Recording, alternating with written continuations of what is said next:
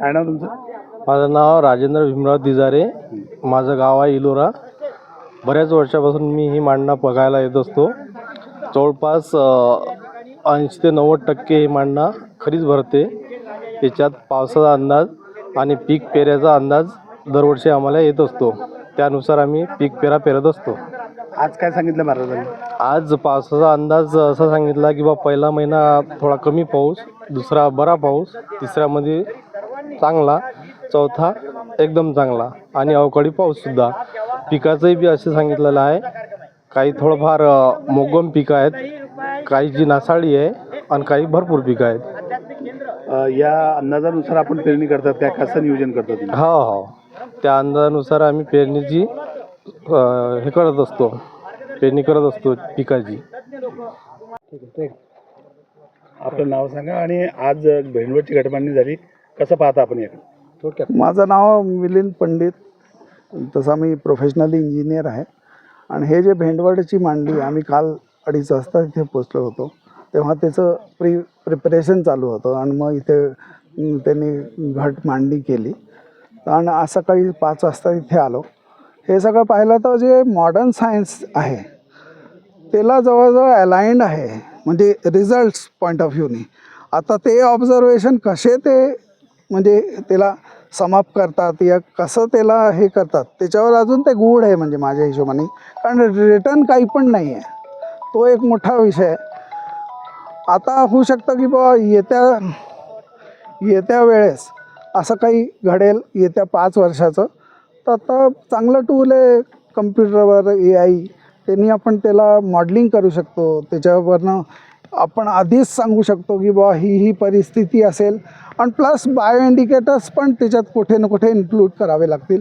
तर हे जरूर आपण सत्य आहे, म्हणजे जे आम्ही काढतो आहे प्रोडिक्शन्स ते जवळजवळ अलाइंड आहेत यांनी जे सांगितलं. परंतु अंधश्रद्धा निर्मूलन समिती असो किंवा वैज्ञानिक आधार असो, सर्वांनी ज्यांना नाकारलेलं, आपण त्या दृष्टिकोनातून कसं पाहतो? हे पण आता 10 लोक चांगलं म्हणतायत तर 5 लोक त्याला कंडेम पण करतील या त्याला क्रिटिसाइज करतील. पण ॲक्च्युली रिझल्ट काय आहेत या त्यांचे ऑब्झर्वेशनचे फायनल आउटकम काय आहे त्याच्यावरनं आपण ठरवायचं की बा हे किती. म्हणजे हे जरूर आहे की बा इतकं पॉल्युशन वाढलं आहे की त्यांचे जे प्रिडिक्शन्स आहेत ते कुठे ना कुठे थोडेफार डेव्हिएट होऊ शकतात. पण तरी म्हणजे मला असं वाटतं की हे म्हणजे त्यांचं रिझल्ट्स आर गुड. जे ते सांगतायत जवळजवळ तसंच आमचंही मत आहे. त्यांनी शेतीबद्दल सांगितलं, या जितकं त्यांनी वाण ठेवले होते त्याच्यात जे ड्राऊट रेझिलियंट वाण आहेत त्याच्यावर सगळ्यांवर त्यांनी होकारा दिला की हिचं पीक चांगलं येईल. It means there is a turbulence in the rainfall and whatever the pattern. आम्हाला हेही दिसलं की मान्सून थोडासा मागे ढकलल्या गेला आहे. तर तेही त्यांच्या ह्याच्यात होतं की 4थ्या महिन्यात चांगला पाऊस पडेल या जास्ती पाऊस पडेल as compared to the first 2 months. आपण या क्षेत्रामध्ये आपण समाधानी आहे? हो एकदम. भेंडवळची घटबांधनी आपने जाहिर किया है, क्या कहेंगे इसके संदर्भ में? इसके संदर्भ में बताया जाता कि ये इस साल का जो बारिश काल है वो अच्छी तरह से होगा और फसल का जो अनुमान है वो अच्छी तरह से होगा. लेकिन कुछ जगह वो फसल नासाड़ी बोलते उसको वो हो जाएगी.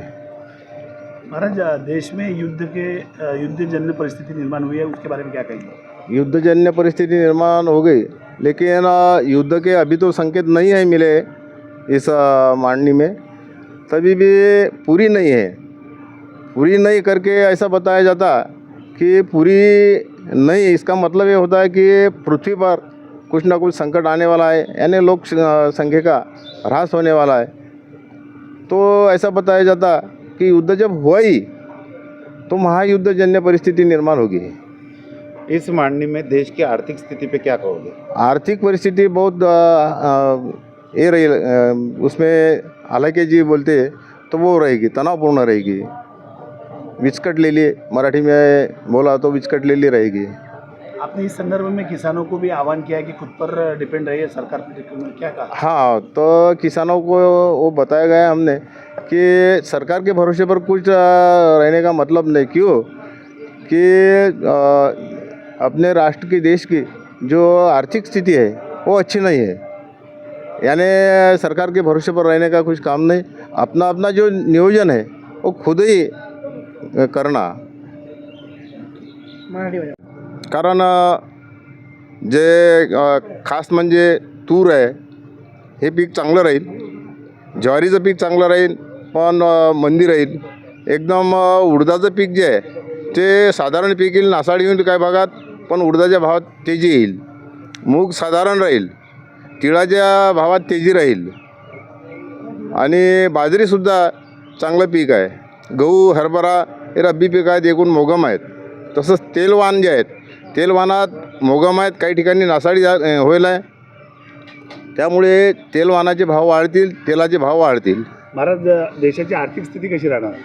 आर्थिक परिस्थिती फार अडचणीची राहील। आपण शेतकऱ्यांसाठी काही संदेश दिला होता काय? शेतकऱ्यांसाठी एकूण एक आहे की पहिल्या महिन्यात पाऊस लहरी स्वरूपाचा दाखवला, त्यामुळे शेतकऱ्यांनी कुठल्याही प्रकारचे पेरणीची घाई करू नये। भरपूर पाऊस झाल्याशिवाय पेरणी कोणीही काढू नये, जर केली तर त्यामुळे दुबार पेरणी करायचं संकट आपल्यावर येऊ शकते। म्हणून पहिल्या महिन्यात ज्या ज्या भागात भरपूर पाऊस होईल त्यांनीच पेरणी करावी, असं शेतकऱ्यांकरता।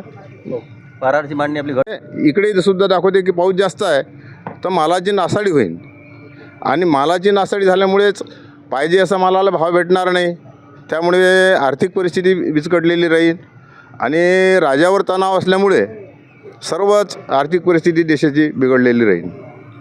मेंढवडच्या मांडणीचं भाकीत होतं पाराची मांडणी जे राज्याची परिस्थिती, देशाची परिस्थिती ही जी आहे, करंजी नसल्यामुळे एकूण आर्थिक परिस्थिती पुरी विस्कटलेली राहील।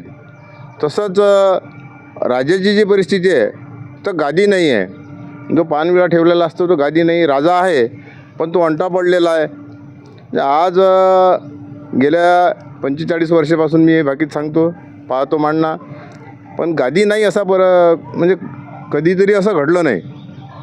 राजा नाही असं घडलं, पण गादी नाही असं कधीतरी घडलं नाही।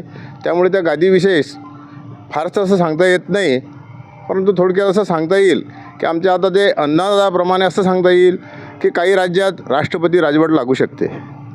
पुरी गायब आहे, पुरी गायब असल्यामुळे पृथ्वीवर अनेक प्रकारचे संकट, नैसर्गिक संकट येऊ शकते, तसंच युद्धामुळे सुद्धा पृथ्वीचा नाश होऊ शकते।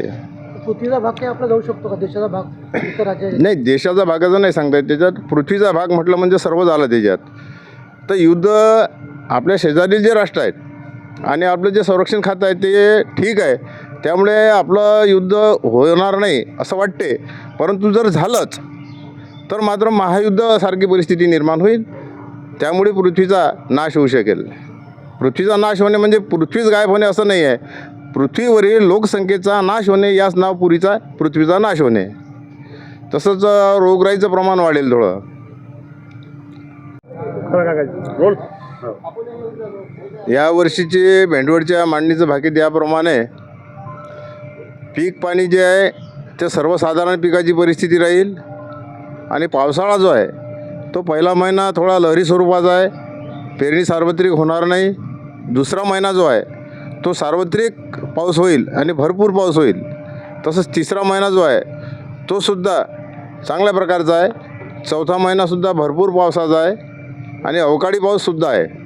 एकूण काही ठिकाणी अतिवृष्टी होईल असा यावर्षीच्या पावसाच्या बाबतीतचं भाकीत या ठिकाणी वर्तवलं जाते.